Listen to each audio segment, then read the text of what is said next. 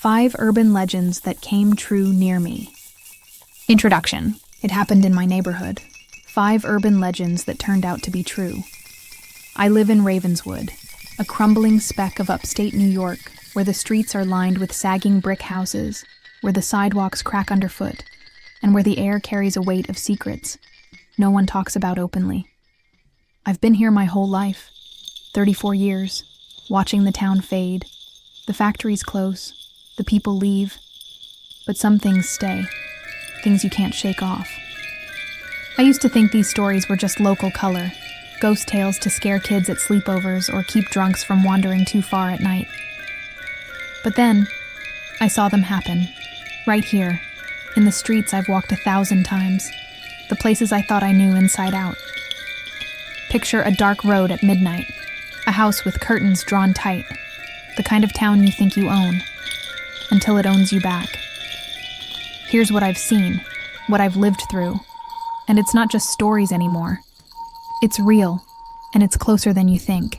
Story 1, the bus that never stops. There's a bus in Ravenswood, number 13 they call it, an old relic with rusted sides and headlights that cut through the fog like knives. It's been a whisper around here for years, something you'd hear from the old-timers at the diner over burnt coffee and stale pie. But I never paid it much mind until my neighbor Tom told me his story. Tom's a night shift guy. Works at the warehouse 10 miles out, a grizzled type with a beard going gray, and eyes that don't quite meet yours anymore. He swore he'd seen it. Swore it wasn't on any route, any schedule, just a ghost rolling through the dark. It was late October, cold enough to see your breath, the kind of night where the fog clings to everything. When Tom stood at the Elm Street stop, collar up, waiting for his usual ride home, he saw it coming, slow, creaking, headlights blinding, number 13 glowing faint on its front. He waved, figured it was some off-books run, but it didn't slow, just kept rolling past. Windows black as tar, faces inside, pale, pressed to the glass, staring out, not moving, not blinking, just watching him go by. He heard it then, his name, Tom, hissed low, like it came from the wheels, the doors, the night itself, curling around him as the bus faded into the fog. He shook it off, thought it was exhaustion, the wind playing tricks. But the next night, he went back, stubborn as hell, stood there again, waited. It came, closer this time, headlights flaring. Tom, louder. Those faces now his face, his eyes, grinning back at him from every window. Teeth sharp, wrong, calling him to climb aboard. He ran, feet pounding the pavement, heart slamming in his chest. But the bus looped, past him twice, 3 times, never stopping, always whispering, "Tom, come ride," until he locked himself in his house, curtains shut, lights blazing. He moved, 2 towns over, new job, new life. But last week, he called me, voice trembling, barely a whisper.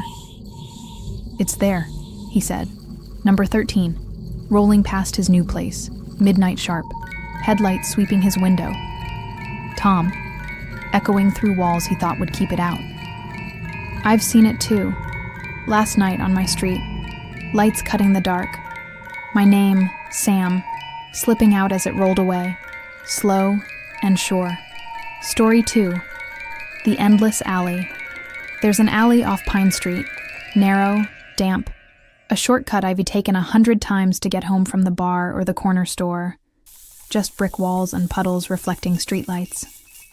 Kids around here called it the endless alley, said it grew longer if you walked it too slow, twisted if you looked back, swallowed you whole if you stayed too long.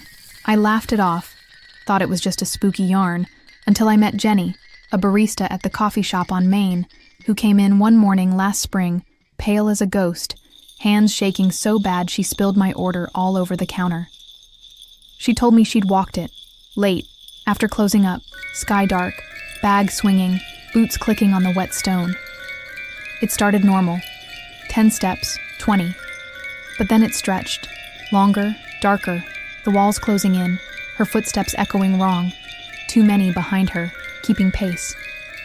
She sped up, breath hitching, phone dead in her pocket, heard it, her name, Jenny, scraping from the bricks, low at first, then loud, a chorus of voices clawing at her ears, pulling her deeper into the shadows. She turned, saw them, shapes, tall, thin, no faces, shuffling closer. Jenny, booming now, walls bending, alley looping, no end in sight, no light ahead. She fought, screamed, clawed at the air, stumbled out, dawn breaking, hours gone. Her watch stopped at midnight, hands scratched raw. No memory of how she broke free. She quit her job, left Pine Street behind, moved to her sister's place. But she says it follows her, dreams of brick walls stretching. Jenny, calling every night. I tried it myself, yesterday noon, sun high, just to prove it wrong. It started fine, short, familiar.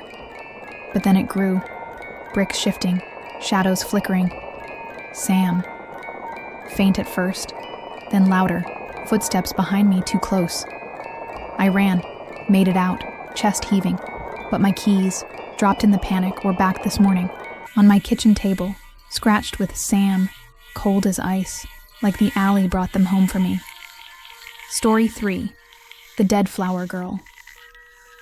There's a corner on Oak Lane, old, quiet, where flowers pile up, wilted and brown, left by no one we can name. They say it's the Dead Flower Girl, a story from the 80s, a kid named Mary, hit by a drunk driver while selling daisies door to door, buried, forgotten, until she came back. I heard it from Mrs. Cole, my next-door neighbor, a widow with a sharp tongue and a habit of watching the street from her porch. She saw her, last fall, dusk settling, air thick with that end-of-day chill, and she won't talk about it without a drink in her hand now. She was watering her geraniums, porch creaking, sun dipping low, when flowers dropped, scattered across the sidewalk, a shadow moving, small, quick, gone when she blinked. She heard it. Mary, soft, like a sigh, then help, rising from the pile, petals lifting, a girl fading in, pale, dress torn, eyes black as coal, holding daisies, staring right at her, unblinking, real as the boards under her feet. Mrs. Cole froze, heard it again. Help me. Louder, flowers wilting fast, shadows stretching, reaching for her. Mary, hissing as she ran inside, locked the door, heart pounding so hard she thought it'd burst. Next day, daisies were back, fresh, wet. Her name, Edith, scratched in the dirt beside them, shadow flickering when she swept them into the trash, hands shaking. She's scared, won't go out after dark anymore. But I saw it too last night, walking home. Flowers falling, a girl, faint Sam, whispering as I passed. Shadow vanishing as I backed away, fast. This morning, daisies were on my step, wilted, cold, my name, Sam, pressed into the petals, deep and dark, like she'd left them just for me. Mrs. Cole says Mary's looking, for help, for company, and I'm starting to think she's found us both. Story 4. The Elevator to Nowhere. There's an old building downtown, Harper Towers, 5 stories of peeling paint and busted windows, half empty since the mill shut down. It's got an elevator, ancient, creaky, doors dented and scratched, a relic they call the Elevator to Nowhere. A story from the 90s when tenants started vanishing, found days later in alleys or fields, rambling about darkness that didn't end. I got this one from Pete, the janitor who used to work there, a wiry guy with a limp and a habit of chain smoking, who wrote it. Wrote it last winter, late, mop in hand, and came back changed. He pressed 3, doors shut, lights dimmed, felt it drop, slow at first, then fast, past the basement, past any floor, into black nothing. He heard it, his name, Pete, humming from the walls, cold, metallic, doors sliding open to darkness, endless, deep, a wind pulling at him, whispering, "Stay," low and steady, tugging at his coat. He hit buttons, panicked, sweating, fingers slipping, saw them, hands, pale, clawing from the dark. Pete, louder, elevator shaking, dropping again, deeper, no floors, no light, just that voice, those hands, brushing his arms. It stopped, doors opened, 3rd floor, normal. But hours had passed. His mop snapped in half, hands bruised. No memory of fighting, just a blank space where time should have been. He quit, moved out, lives in a trailer now. But he says it's not over, says he hears it. Pete, in his dreams, feels that drop in his gut. I tried it myself, last week, curious, dumb, doors shut, dropped, Sam, buzzing through the metal, dark beyond, hands brushing my neck, cold, real. I got out, shaking, alive, but the buttons scratched now. Sam, glowing red, and the doors creak every night I pass, waiting for me to step back in. Story 5. The Flickering Lantern and the Vanishing. There's a lantern on Cedar Street, old, iron, bolted to a pole, flickering at night, a glitch the town never fixes. They call it the Vanishing Lantern, say it blinks fast and wild, takes you, leaves nothing but whispers. I heard it from Old Man Harris, a retired mechanic with a gravel voice and hands stained with grease who saw it. Saw his brother Jim vanish under it summer of '77 walking home from the bar, a night he'll never shake. Harris was behind, cigarette glowing, air warm, steps slow. Saw Jim stop, lantern flicker, fast, wild. Jim, hissing from the bulb, shadow stretching long, swallowing him whole. He blinked, Jim gone, street empty, lantern steady, cigarette burning his fingers. No sound, no trace, just silence where his brother should have been. He searched, yelled, cried, pounded the pole. Found Jim's cap, under the light, bent, warm.